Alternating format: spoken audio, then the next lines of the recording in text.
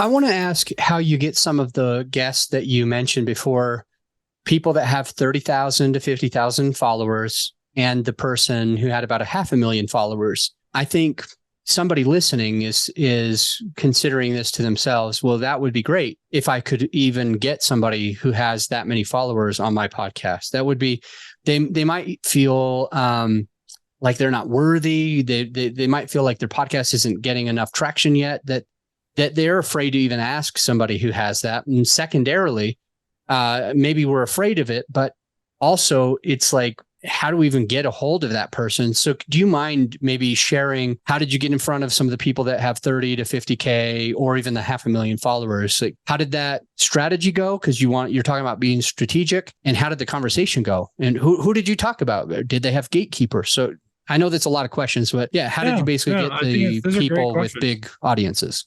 Those are great questions. Again, ask. I think as entrepreneurs, like, we take the fact that a little bit of our hesitance to just ask for stuff that we want isn't exactly how everybody operates. So we're like, just ask. But like, it is as simple as that, right? Like, you'll never know unless you just ask people. A lot of times they'll say, sure, yeah, I'd love to be on. Like, there was a guy who has 100,000 followers on LinkedIn. And he said, sure, I'll be on your podcast. And I was like, that's awesome. Now I'm chasing him around to get on. But I mean, that'd be huge, right? 100,000 LinkedIn followers, and I'm trying to drive traffic through LinkedIn. Of course, that'd be great. And I just reached out to him because I saw some content he was doing. I'm like, dude, I would love to have you on.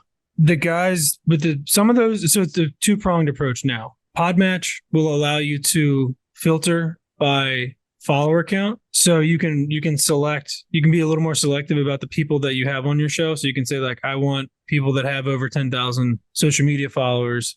That's kind of like the barrier for entry, right? Hey, wait, sure. I want you to get back to where you are right now. So I'm hoping I don't distract that. No, go ahead. What I think I'm hearing is that you're filtering on LinkedIn. You're on LinkedIn, you're looking for the right people, and you found a way to filter if they have, 5,000 followers or 10,000 followers on LinkedIn, and you're able to just go after them. Is that correct? And if so, where do you find that? On Podmatch. Oh, on Podmatch. Yeah. Okay. Podmatch, you can do that. You can filter by that. LinkedIn's a little tougher. You can't really search by. And I tried that.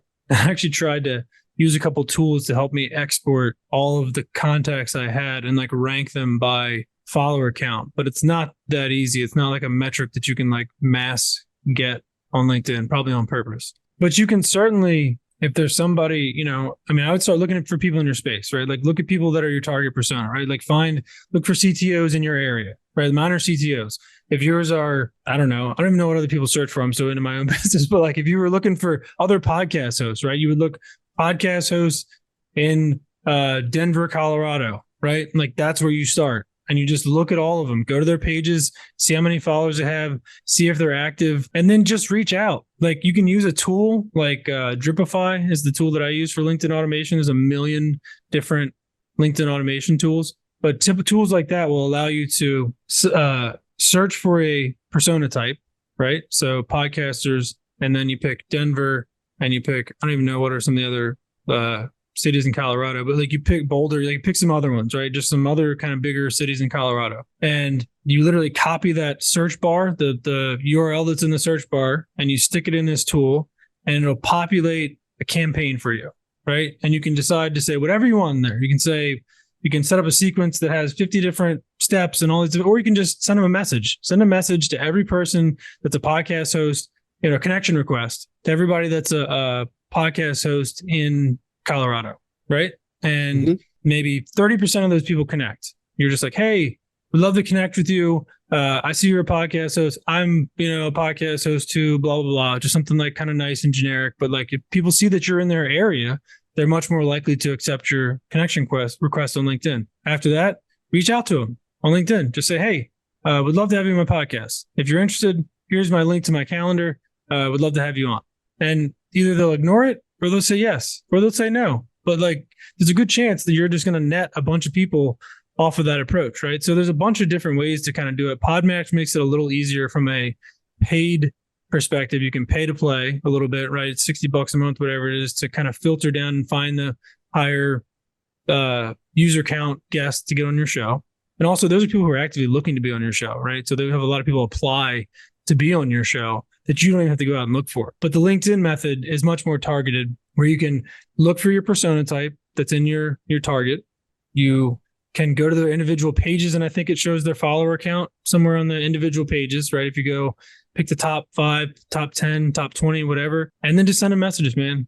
Just connect with a very genuine, like humble connection request message. People don't want to be pitched in their connection request message. Those are the ones that typically people ignore or like, hit X on.